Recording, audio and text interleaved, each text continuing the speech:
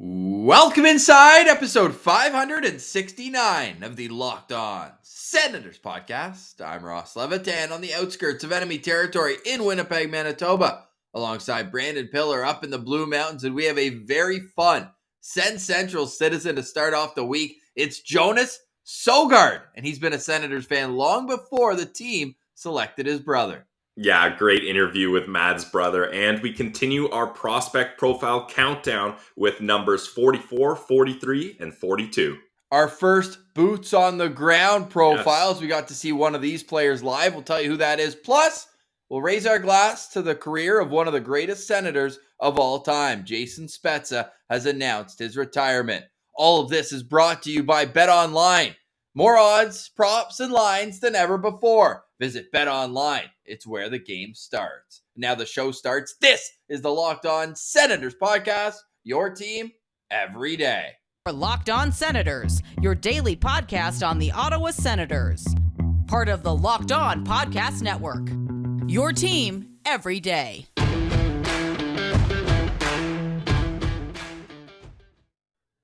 Thank you for making Locked On Senators your first listen on this Monday, May 30th. We are free and available wherever you get your podcasts, including on YouTube, where the best way to help us grow is to like the videos, subscribe, and leave a comment below. Today's comment, we want to know what your best and everlasting memory will be of Jason Spezza's 11 years in the nation's capital. Pilsy, what's yours?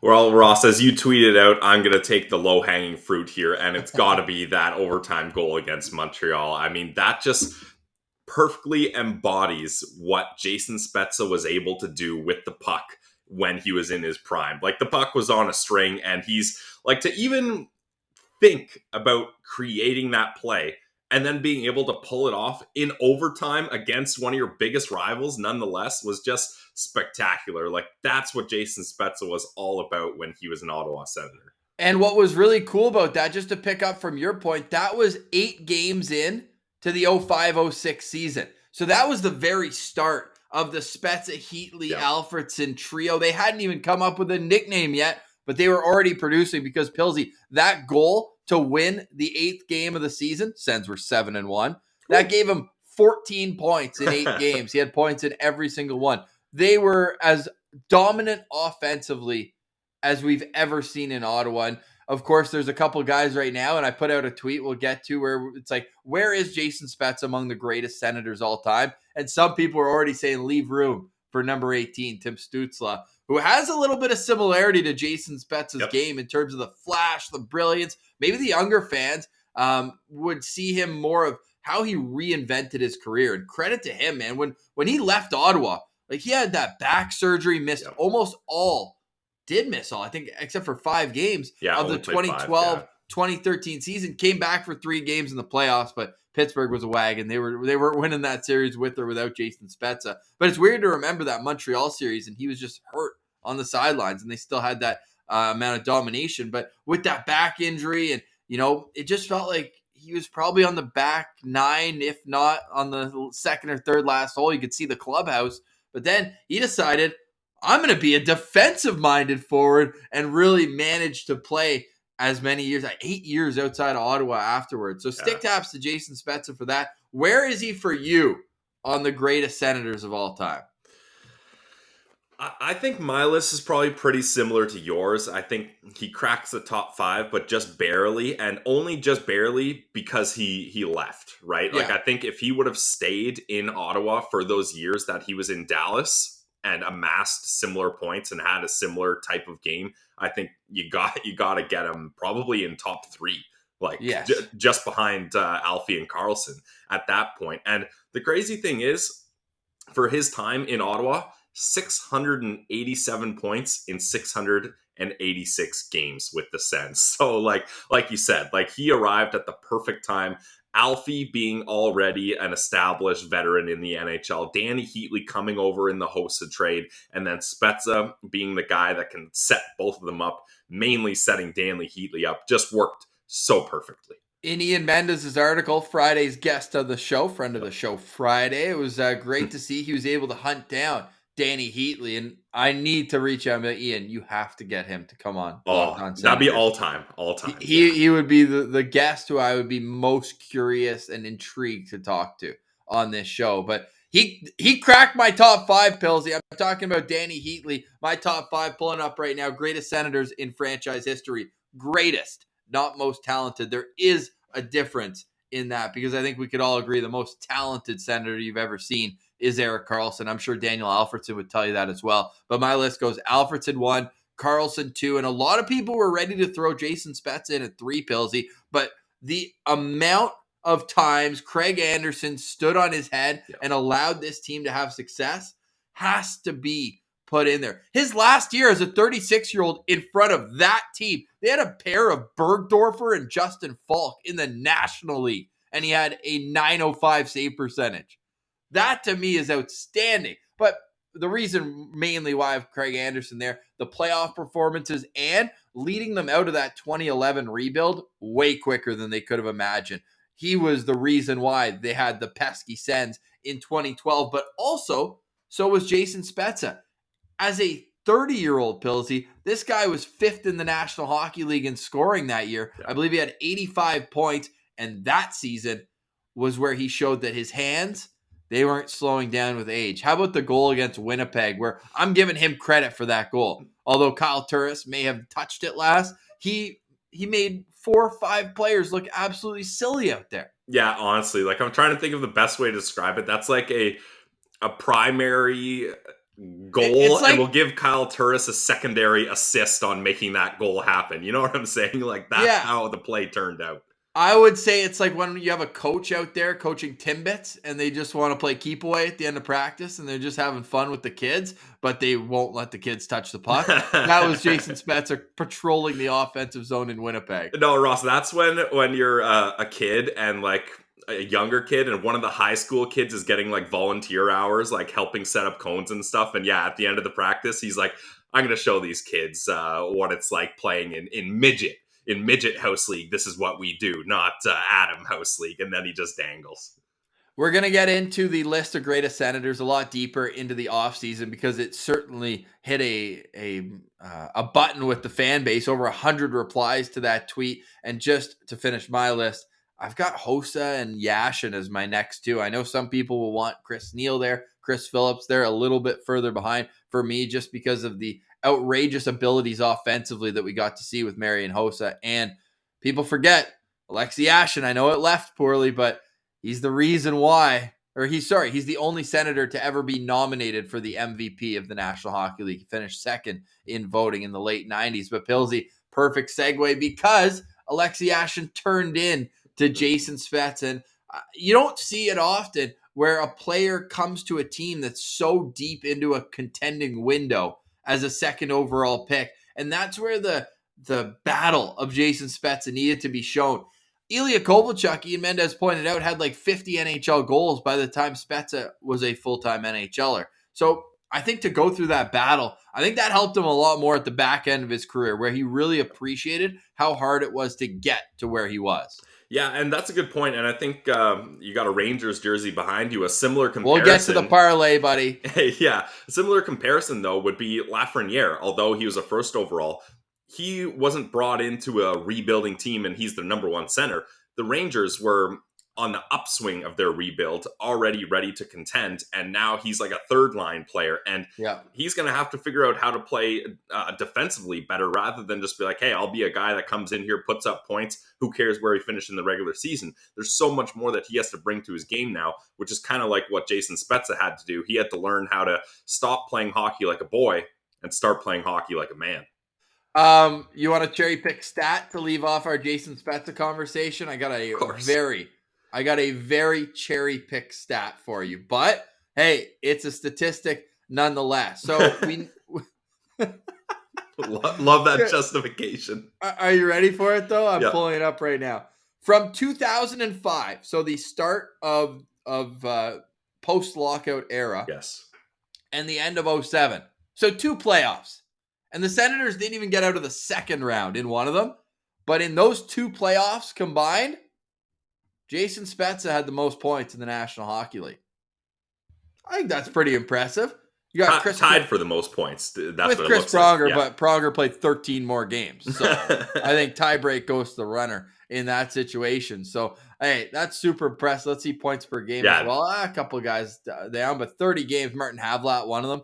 That 06 run for Havlat was ridiculous. But Jason Spezza, man, you see his line mates right there too. And a big reason for that is it's just easy if we go to 06, 07 when they were 1, 2, and Ottawa 3. Senators had 1, 2, and 3. And how and perfect all 22 points. Wow. that they're all tied. Exactly. They all wanted to get each other into the mix. And I think the most impressive part about them, like, look at that. All of them had double digits and even strength points as well. It wasn't like these guys were only contributing on the power play, although they certainly did that as well. Jason Spezza, a part of the pizza line. And I replied to the NHL's tweet where I said, man, I don't think people outside Ottawa realize Pizza had to change that promotion from 5 goals to 6 goals, because if you go back and look at the 06-07 game log, I was doing it a little bit earlier today, kind of realizing just how special this Ottawa Senators team was back in the day. Like, the teams that Spezza was on there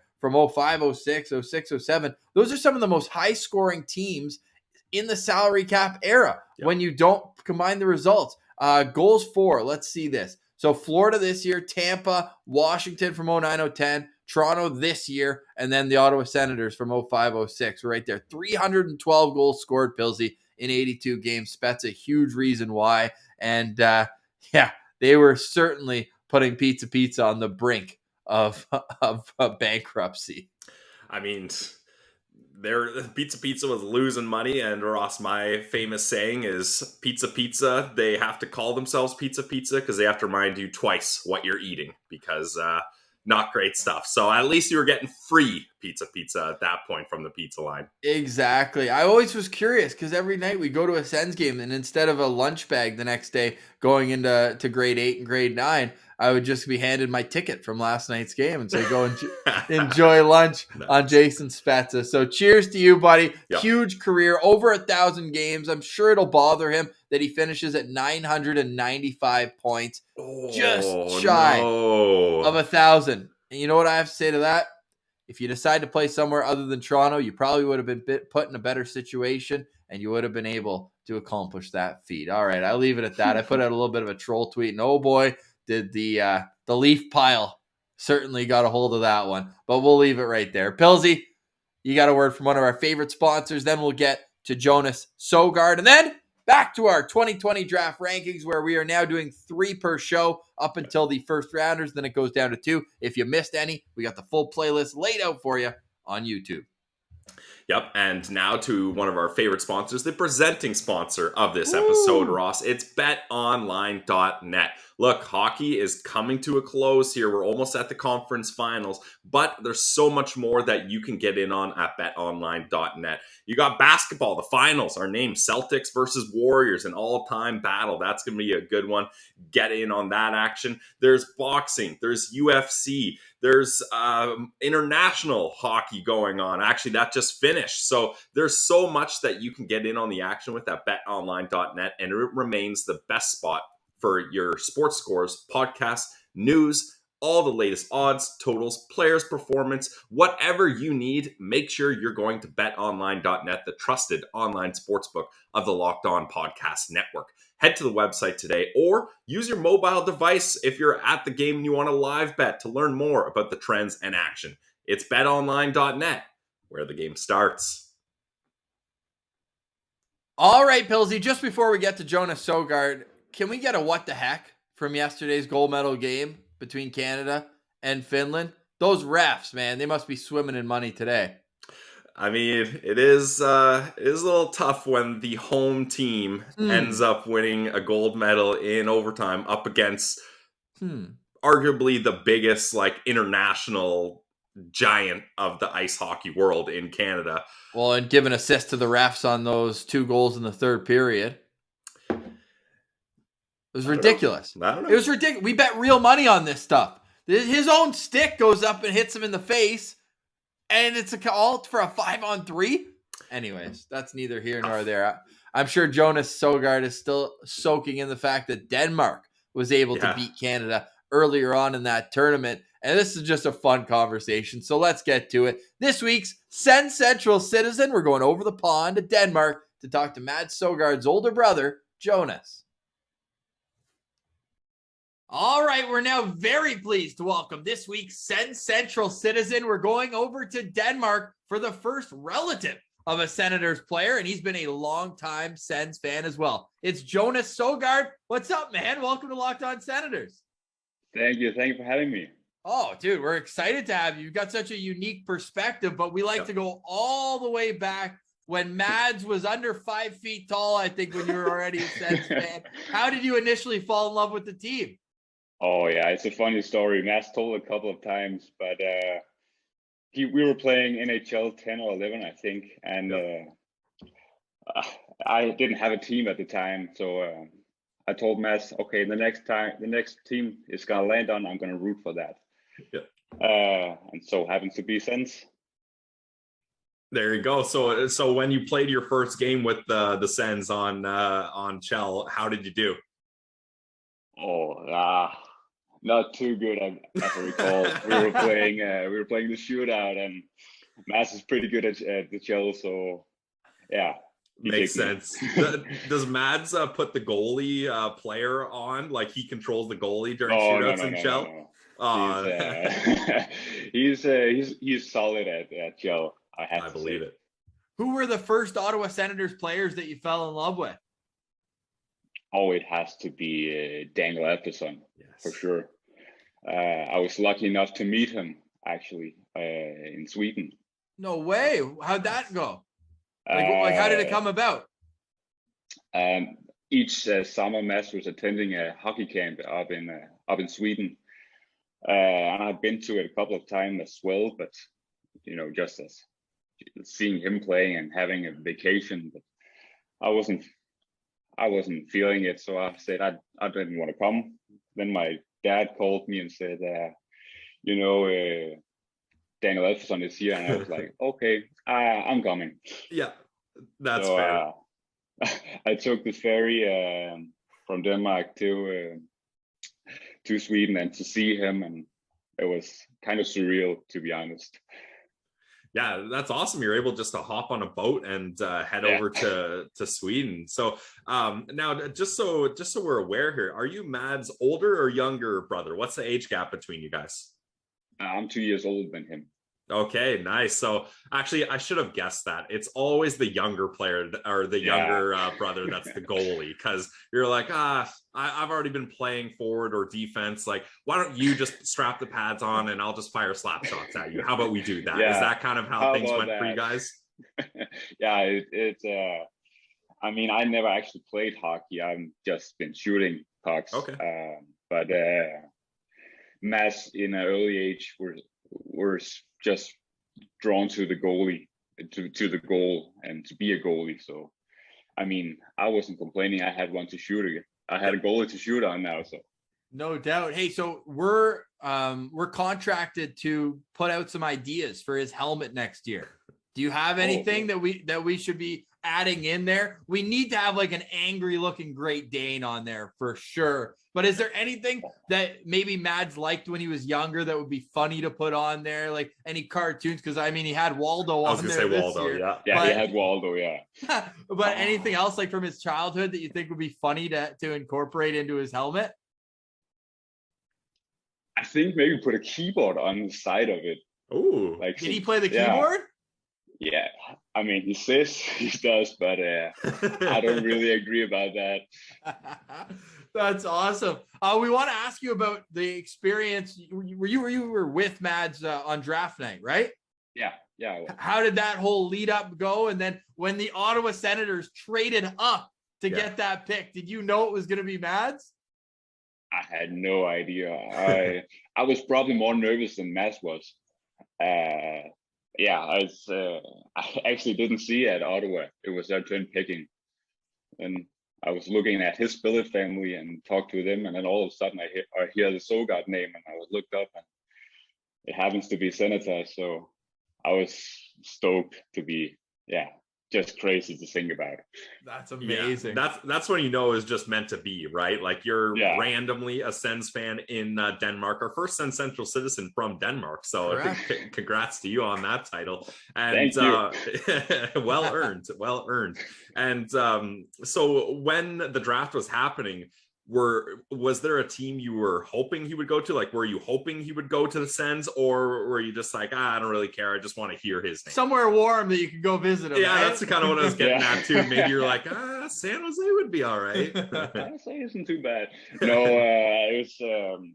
I was just happy to see him. I always believed in him. I've always said, you're gonna make the NHL. You're gonna be a great player. You're gonna be a great goalie. Yep. So to see it finally come true, it was amazing. But it was only a small step ahead of the road. So we got lots of stuff to still learn, but we're watching it from home, and we're proud of it. Where were you on the night he made his first NHL start?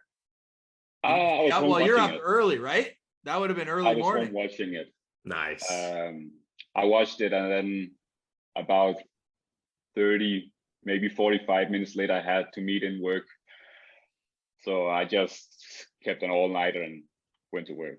There you go. I had to see that game. Oh yeah, and a win in your NHL debut, not a big deal for Mads. What's not to like about that? Gets the bike helmet and shades. What was your reaction when you saw that video come out? I was just so happy and so proud of him. Yeah, he had a great game. First of all, the team played well, and I was just so happy to him. Who are, let's say before Mads, because I know you're in an interesting spot here, but you're a Senators fan first and foremost, I would imagine. Who are some of the players on the team that you really vibe with and that you like the way that they play right now? Obviously, Brady Tkachuk is a huge player. I love him. I love the way he's playing. I love his attitude to the game. I love his fierceness. What's not to like about him, first and foremost. And I also like Tim Stützle. Yep. I think he has a great game. Some of the other guys, Norris, Blake Batherson, just scored the OT winner. Yeah, there you go. He's a Sens fan. He's following along. What happened with Denmark beating Canada the other day? Just a better team. I don't know. Fair. I mean, fair. Oh, in all seriousness, I think just Denmark had a solid defense and capitalize on our chances. So yeah. No, that's funny. That's funny. You mentioned Brady Tkachuk. Mads said we had to ask you the story when you got a random FaceTime and all of a sudden Brady's there. Take us through that day. Well, it was kind of funny. Mads told me to be ready around 9 or so. Okay. I was like, oh, okay, what's up? Just be ready. And I was like, okay, sure. And then time came and he called me and said, someone wanted to say hi to you. Who's that? I don't know anybody there. And then all of a sudden Brady is talking to me, and I'm a little bit starstruck, not to be honest with you guys. And then, I mean, I talked more to him than I talked to him in the draft. It was I met him at the draft. He was there, right? Yeah, I met him at the draft, and I was so starstruck I could barely say a word to him. I mean, he's an elite NHL star, captain of your favorite team. Yeah. I mean, Mads is a pretty big kid too, Frank. Yeah. Well, speaking of that, I want to ask you, when did Mads really hit his growth spurt? Like, was he always a big kid, or was it like one summer he's just like, boom, just skyrocketed up? How did that go? I mean, I've always been the tallest one of us. Obviously, I'm the oldest. Quick chirp. Nice. I stopped growing around when I got 192 or so, but Mads over like a summer, I think he grew like, I don't know, 15 centimeters. Woo. And all of a sudden I looked up at him and said, what's going on here, buddy? Yeah, because for people listening on this side of the pond, you guys do centimeters. That's 6'3". So it's not like Jonas is a small guy, but then I mean, he just kept going, and it does him well being a goalie, right? Bigger you are, less net you give up. That's the best analysis you'll get from me on this show. Boom. Yeah, it's a great analysis. Yeah, credit to me. That's awesome. So how do you follow the team? I'm curious about that because it's the time change. It's so hard. Well, I mean, obviously, I work in a bakery, so I wake up very early, and sometimes I get to see like the third period maybe of the game. I would try to watch as many games as I can, and obviously the afternoon games I can watch over here. So that's lovely and nice to see. Yeah. So do you have any plans of going over to Belleville or Ottawa or anywhere, depending on where he's playing, to go catch a live game for Mads anytime soon? Well, I think you have a beer waiting for you with Brady too, Mads was saying. So you got to get over here now. Yeah. And it's going to be a Budweiser beer too now that he's an official sponsor. Yeah, it has to be, right? Yep. But I know, and I think my mom and I were supposed to go over and have Christmas with Mads, but COVID struck the team and struck Mads, so yeah, it didn't happen. But I think this year I'll come over to watch hopefully both Belvin, but also a Sens game. So yeah. And also talked about it's also talked about the Nashville. He said I have to go there as well. Yes. Nashville does on our seem list awesome. Too. And Winnipeg, buddy. We'll come to Winnipeg. We'll have some fun. There you go. Yeah, we'll meet in Winnipeg. I would love to. Tourist destination. Let's go, Bill. Yeah. Now, sure. I'm really interested in the Denmark, as we just talked about. Denmark beat Team Canada recently, so they're really kind of climbing up in the hockey ranks. Who are some Danish hockey players that you like to watch, or maybe some guys that you think should be on our radar to keep an eye out for Danish prospects? Perfect follow up to a Winnipeg point, because I know we got one here. Yeah, obviously you got Ehlers. Yeah, like he's just one of a kind. He's a special player. The speed he has is unbelievable. No one can catch up with him. His dad is the national team coach too, isn't he? Yeah, wow. He is. Okay, yeah, that's super cool. They took a photo together, right? Mads' second game was against Winnipeg, so that must have been pretty cool. And the gloves that I wear for outdoor hockey, a former senator, Peter Regan. Yeah, I was going to get into Peter Regan. Peter, yeah. I mean, awesome. He was also one of the guys I looked up to watching his Ottawa days. Of course, he was a great player as well, playing now in Switzerland, I think. Yeah, I think he's in Switzerland. Yeah. He's doing one heck of a job on the national team, being the captain there. Obviously, we have.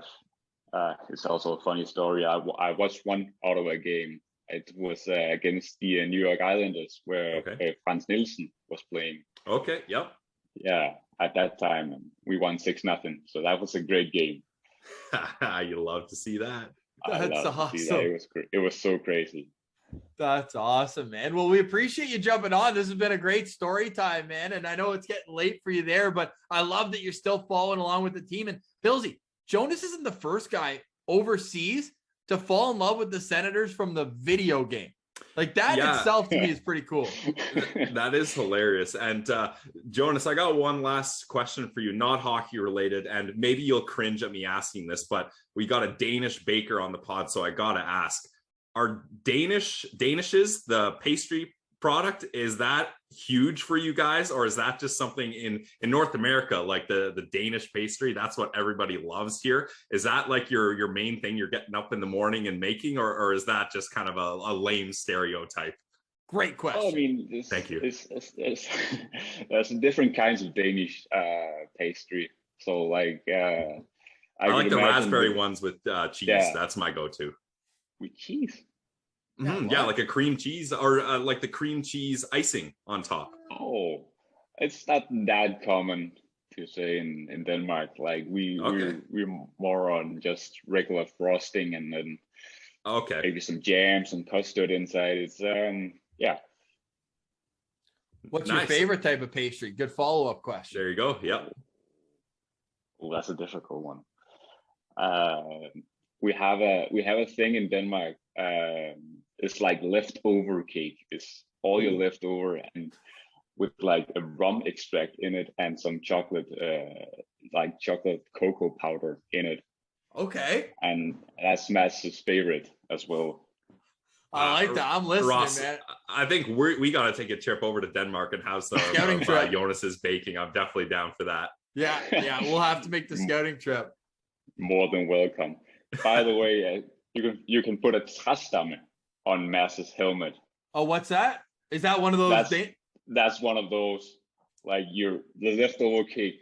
Oh, perfect. There we go. We'll have the Great Dane like eating one of those. Have one hanging out of his mouth? Yeah, sure. Yeah, sure. There you go. See, we're cooking now, man. We're cooking. We're baking, Ross. We're baking. We're baking. Baking Jonas, up some ideas. You are the man. We really appreciate you coming on. And let's do this again next season, either before or right after you make the trip to North America. I want to hear all about it. But we appreciate you coming on, man. This has been a ton of fun. No, thanks for having me, guys. Stick taps to Jonas for joining us. What an absolute beauty. I hope we do get to run into him when he comes over next season. Love that conversation, and he better bring some pastries with him as well. Ross, I'm still a little embarrassed that I thought it was cream cheese frosting they used on the pastry, on the Danishes. I've said a lot of dumb stuff on this show, but that's one, after I said it, I was like, oh man, that is not what I meant. I think I was thinking, don't you use cream cheese frosting on cinnamon buns? Is that what it is? Frosting and icing are the same thing, right? That's a question we should have asked Jonas there. But I don't know. I had that in my head for some reason, but at least Jonas was nice enough to calmly correct me. He didn't get offended. Like, that is not how we make Danishes in Denmark. But yes, overall, it was a great chat with him. He had a lot of energy, and it's cool to see a Sens fan that has a tie to the organization, like his younger brother getting drafted there. But that's not the reason he's a Sens fan. He was already a Sens guy, and there's no obviously geographical connection, or there's no it was just a random occurrence. And he's like, yep, these are my guys. And it was just really cool to get to see him follow along. Like, imagine one of you or our siblings get drafted by the Sens. Like, what an ultimate rush that must have been. So awesome.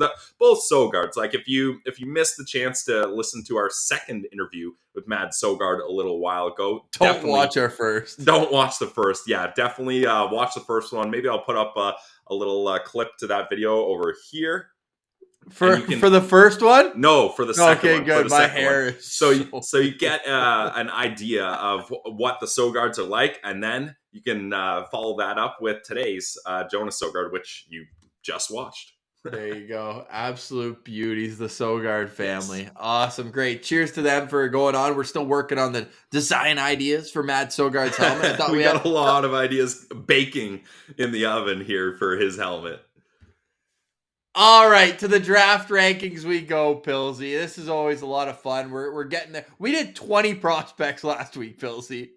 20. I'm not gonna lie, I'm the kind of guy where I'll study for a test and I'll know it so well, and then as soon as I'm done writing the test, it's delete. So a lot of these prospects, especially the ones from before, I've already forgotten about, but we're moving on forward, and I am dialed in on these three guys today. Coming in at number 44 with an average rank of 43, we're going over to Russia for Vladimir Grudinin, an undersized but extremely mobile defenseman. Yes, similar to a favorite of yours, Ross, Lane Hudson, similar size, although Vladimir Grudinin is 5'10", 150 pounds, so he's got 2 inches on your pal Lane for there. Now. Growth plates, baby.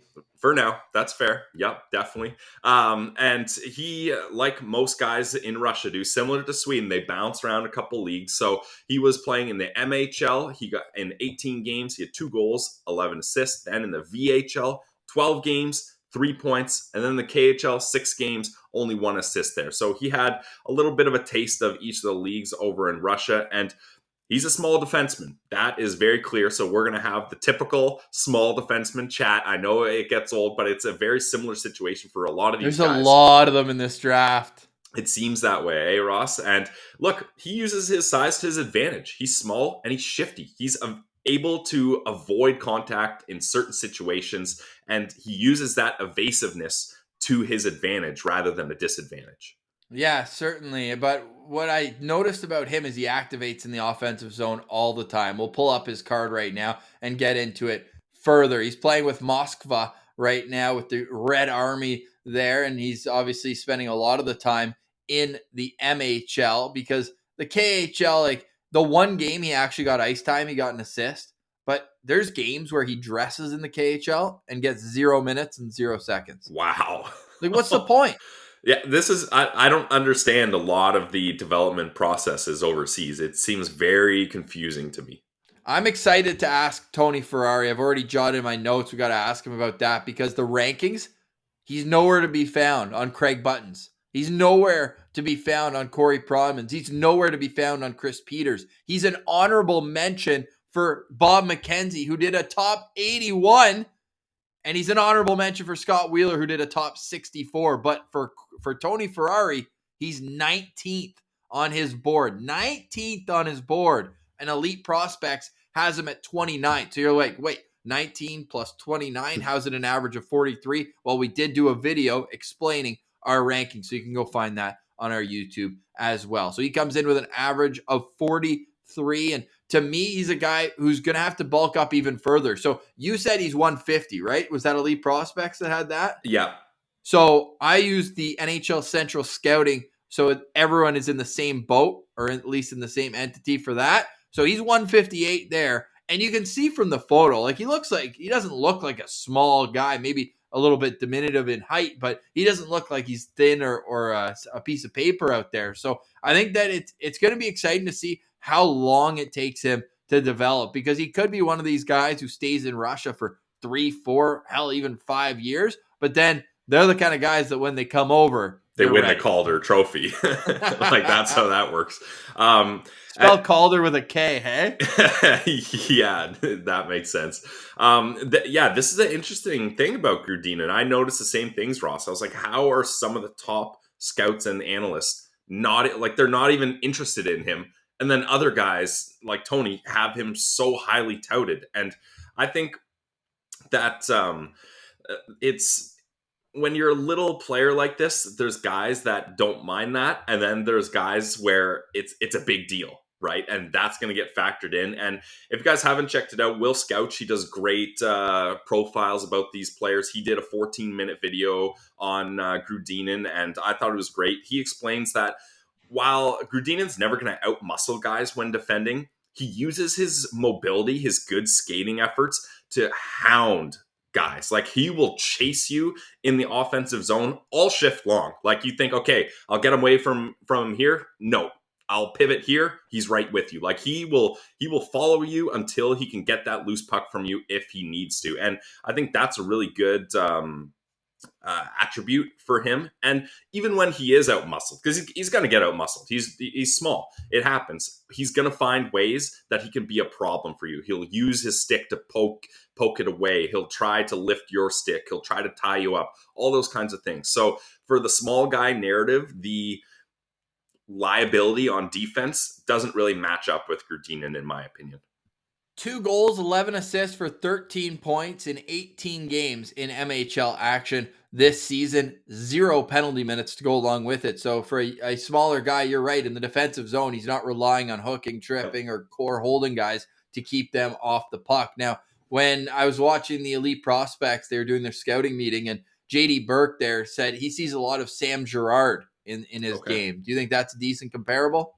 Yeah, I mean, makes sense. Very similar. The only thing is and Will Scouch talks about this, is he doesn't get power play time in Russia. And you mentioned it. They're a KHL game where he's dressed and plays 0 shifts, 0 minutes. Like, wouldn't you see this guy and be like, all right, if you're not going to play him, then at least get him on the ice for the man advantage. Like, just have him as a power play specialist as a default. Like, that's at least where you can have him. And they just weren't doing that, which for Grudinin, I feel bad for him because he's not getting an opportunity to shine. And he's able to play so well in the offensive zone, but he doesn't get that prime opportunity. So I think there's a lot of untapped potential here that playing in Russia and playing in those higher leagues really stifles him. What is your Senators' opinion of him? Do you think he's a guy that would help their prospect pool? This may sound funny because I've mostly said positive things about him, Ross, but I've got him at 2.5 stars here, just because I have a similar note to you where you said, oh, this is a guy who might be in Russia 2, 3, maybe even 4 years. I have that feeling here. And for the Sens, I don't think that's really what they want here. And look, if you're going to bet on a small player with high offensive upside, let's bet on Lane Hudson. Yeah, fair enough. And a guy who the Senators are much more comfortable drafting out of that program. Exactly. I'm trying to look back because obviously they drafted Igor in 2020, but they drafted him out of the Quebec League, not out of Russia. You have to go so far back till when the last time they drafted out of Russia was. I'm already down in 2010. I don't have any. I'm looking still. I can't even think of a player. Oh, I got one. 2005 is the last time they drafted out of Russia. Vitaly Anakolenko out of Yaroslav. And we actually have a Yaroslav product coming up in this trio of draft prospects. We also have an undersized defenseman. So a little bit of everything. Hey, that draft, they drafted 2 players out of Russia. The other one being Ilya Zubov, who got 11 games with Ottawa, played a full season in Binghamton. So did come over 2 full seasons in Binghamton, did come over. But I'm with you. I got him at 3 stars. Again, like if the team wants him, I could talk myself into his strengths of his game, but he's not a guy who I'm banging the table and saying, hey, go out and get this guy. But certainly a guy who I think will help a prospect pool. Like I could see a team like Tampa going after him in like the second round if he's still available and just being like, all right, we've got a bunch of Russians. I think when he comes over, he'll be able to be integrated right away and we'll get him in the mix. Power play specialist, a guy who's going to play in all likelihood on your bottom pair. All right, coming in at number 43 on our 2022 Locked On Senators NHL draft rankings with an average of 40.4. Right shot defenseman from the North Bay Battalion. It's Ty Nelson. And Ross, this is the player you alluded that we had boots on the ground to watch him. We got to see him in the playoff series up against the Ottawa 67s. And I'll say it right now, I'm a big Ty Nelson guy. Like I thought I was pretty impressed with what I saw from him. He's a rookie defenseman in the OHL. In the playoffs, in 13 games, he had 10 assists. The Battalion were just swept by the Hamilton Bulldogs in the conference finals, so his playoffs is over. Although you got to give stick taps for the Battalion. They knocking off the 67s, then the Kingston Frontenacs. They were Ottawa Senators prospect killers in their run to the conference finals, unfortunately. And they got swept by Hamilton. Hamilton hasn't lost a game in the playoffs yet. Yeah.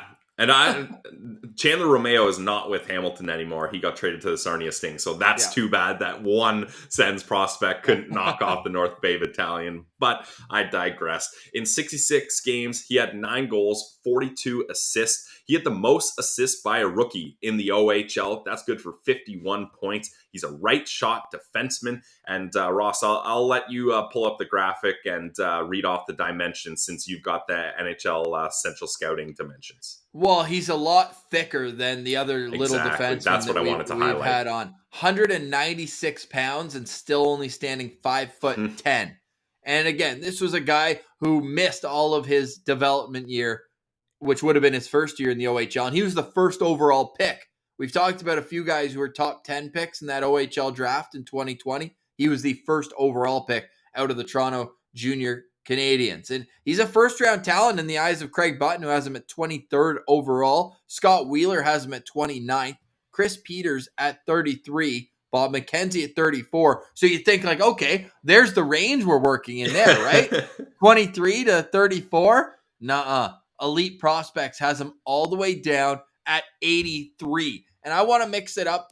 I'll let you hit the stats afterwards, but I want to talk about why Elite Prospects has him so low first, because again, I was just watching on YouTube. They've got their scouting meeting with all their great minds and all that. One guy hates us though. The guy who said Jake Sanderson was an awful pick, but he said like 3 words during the whole meeting and then left halfway through. So you know what? We'll leave it at that there. But with Ty Nelson, what they said was instead of getting better throughout the season, it was the opposite. Like I'm looking at his game log here. Actually, you know what? I'm going to pull it right up because to me, this is actually pretty wild here. This going from bottom to top. This is the start of his season, Pilsy, in the OHL. 2 assists, then 1, then 1, then 2, then 2. Like this guy had 6 multi-point games out of his first 10 in the OHL. And that's how you make an impact coming in right off the bat. But the numbers weren't quite there at the end of the season. If you scroll up here, there's a lot more zeros. Still a few good games. Not saying that he completely fell off the map.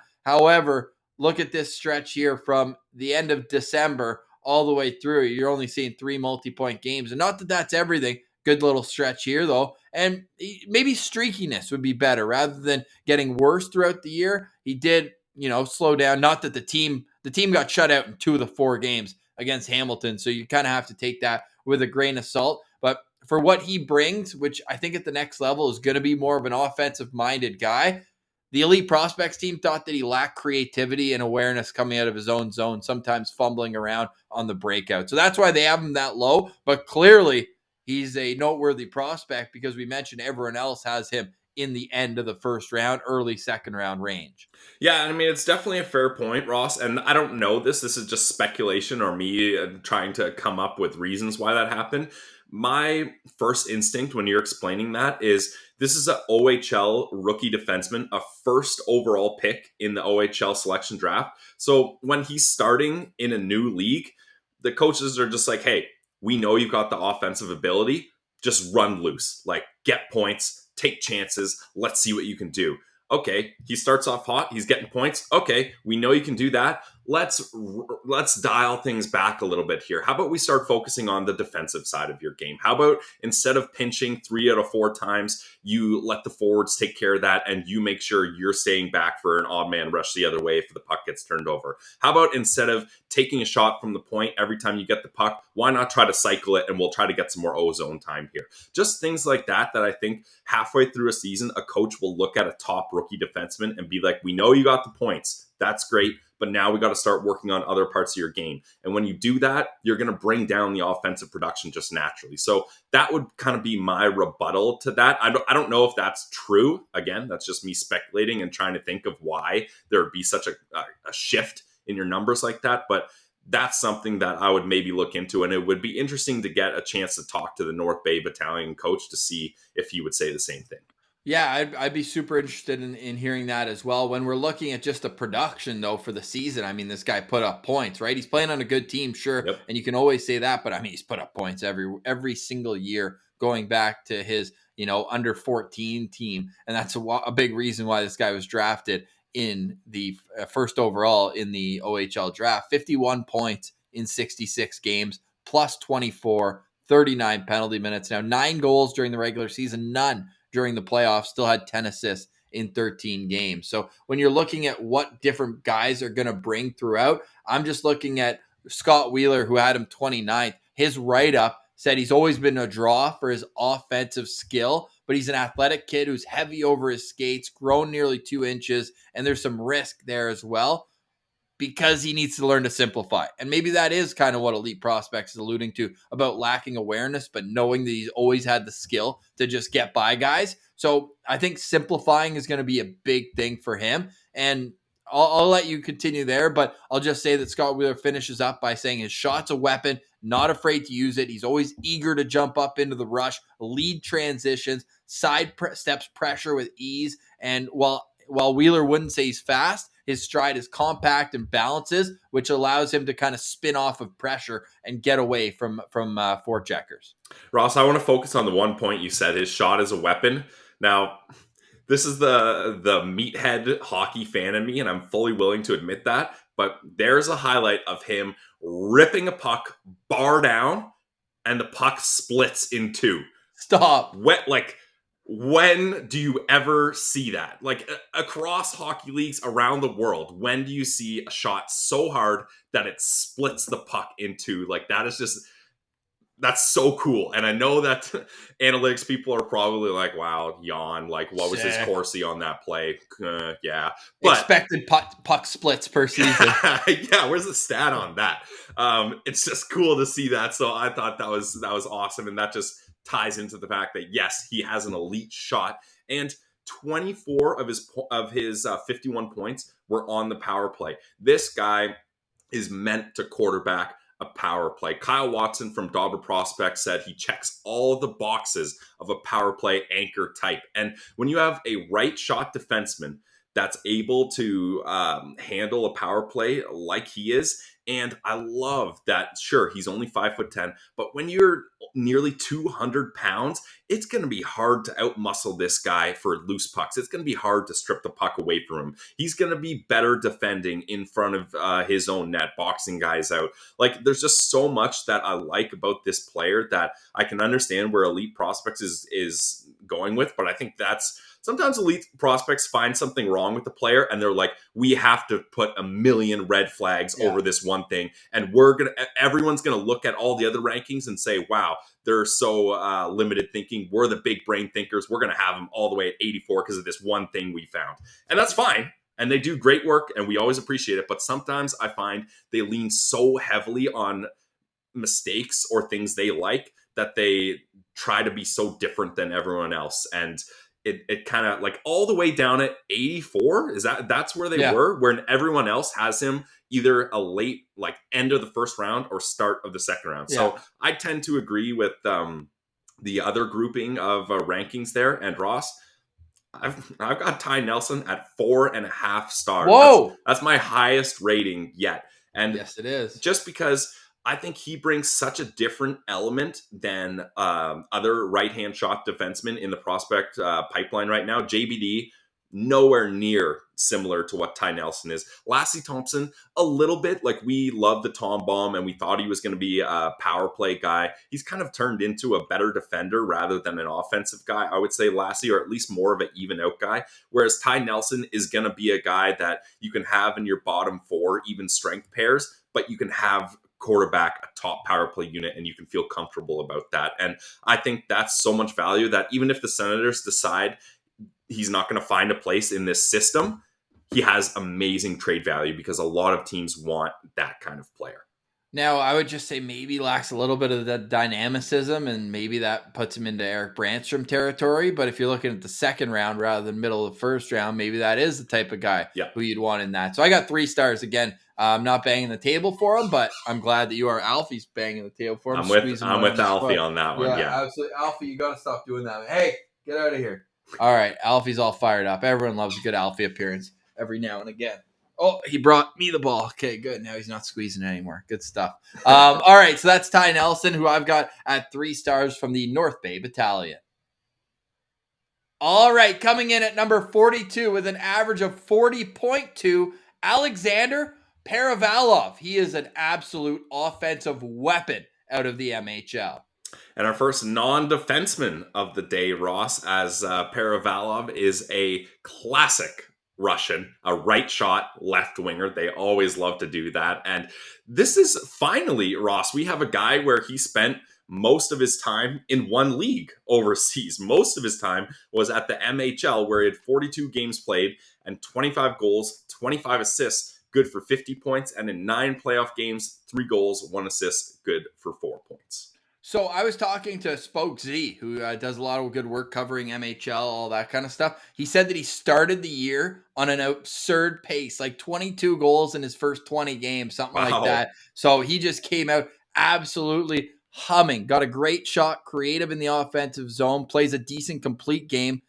Again, didn't get any ice time when he got called up and played a few games at the KHL level. That scouting report brought to you by our good buddy at Spoke Z. And when we're looking at his statistical profile, 25 goals, 25 assists in 42 games this season, 32 penalty minutes, not afraid to mix it up. I was reading an article on him in the Hockey News Pilsy.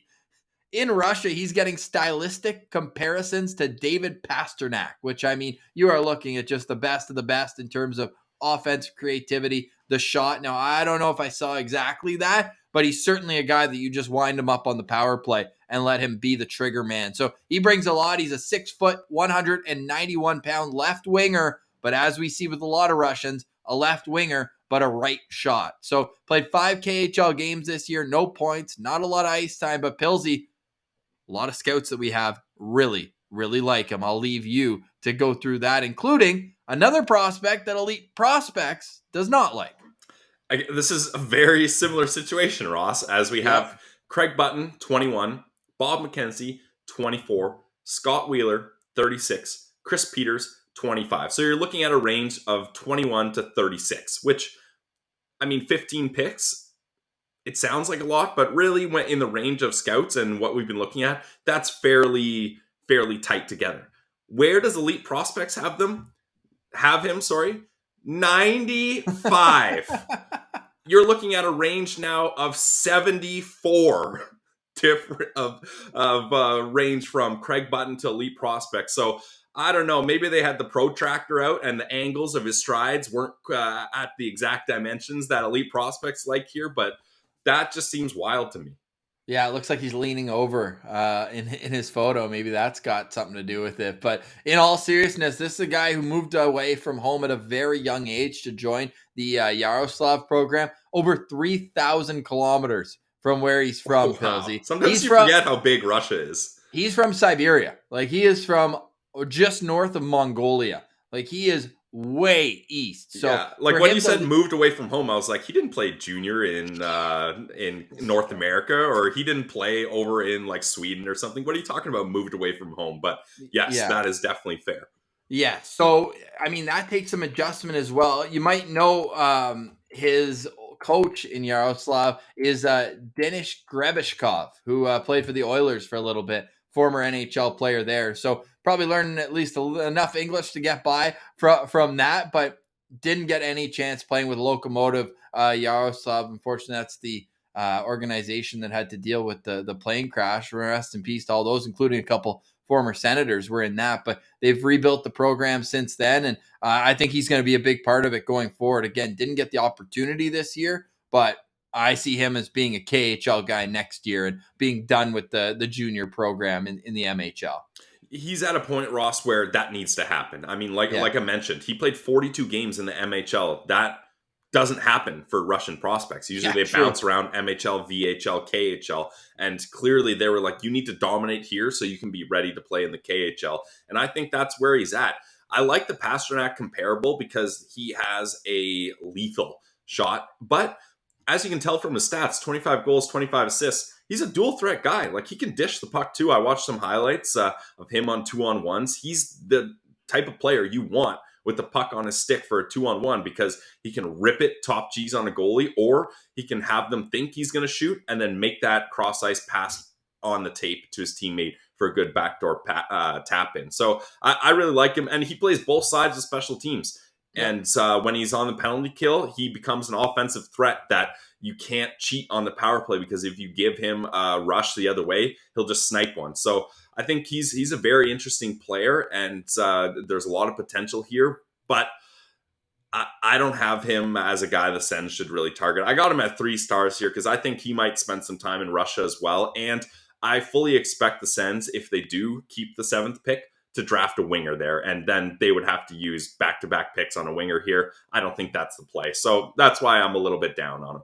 Yeah, I've got him at 3.5 stars. I just think the elite offensive skill, the determination, the way he hounds pucks in the offensive zone, he's going to be an NHL middle 6 player, I think is a safe projection for Paravalov. And Cam Robinson from Elite Prospects says he thinks he's a first-round talent. Lots of skill, lots of speed, keeps his head up, makes nice plays. But in the Hockey News article, Paravalov says that he's really working on his vision and trying to become a more complete offensive player. So love that from him. He's a little bit of a later birth, maybe right in the middle there when you're looking at a guy who's born April 16th, 2004. So I'd see a lot of upside from him, but again, he's a guy he's signed in the KHL through 2024, so he's at least over there for the next 2 years, and I think he'll probably stay a year or two after that. But when you get him, it's going to be a long-term project, but I do think that the offensive ability will translate into the National Hockey League. For more draft profiles, you can check out Locked On Senators wherever you get your podcasts, including on YouTube. Subscriptions go a long way. Let us know what you think of today's draft profiles from 42 up to 44. Pilsy, before we go, you've got a parlay of the day. Yep. Thanks to our friends over at betonline.net. Are you still 5-8 rather? Sorry. I think I'm 5-9 now. I didn't hit last one. I'll be honest. Game 7. Here we go. Like, this has been a wild series. It's the only game on tonight. There's 2 ways this can go, Ross. Either Igor Shesterkin shuts the door and the Rangers are successful, or the Caniacs are too much to handle. It becomes a run and gun type game and the Hurricanes win this. If it ain't broke, don't fix it. I mean, they're perfect at home. Why wouldn't they be perfect on the road, Ross? I'm sorry. I know you got a lot on the Rangers, but the parlay game, you can't play with emotions. Sometimes you got to bring the stats in. So that's what I'm doing. So the parlay is Hurricanes money line at -145, matched with the over set at 5.5 at +128 odds. Put $10 in. You're going to win $28.52. That is Pilsy's playoff parlay of the day. Oh, you know what? I'll levy lock it. I'll say Mika Zibanejad Game 7 winner, just so we have to hear the discourse once again about how the Senators let him go. Hey, Brassard's still in the playoffs too. Look out. Facts. He and Turris mixing it up in the press box up in Edmonton. So, hey, the third round's going to be fantastic. Parlay is still hitting at 35%. So nothing wrong with that from your standpoint, Pilsy. But I'm hoping you lose this one because my parlay was Lightning series, Rangers series at plus 550. Yeah. So let's go. We need that. We'll be back tomorrow to discuss that and get back into our countdown into the 30s, Pilsy. We are absolutely buzzing through that. But for today, we say goodbye. Thanks so much for listening. Have a great day. For Brandon Piller, I'm Ross Levitan. This has been the Locked On Senators podcast, your team every day.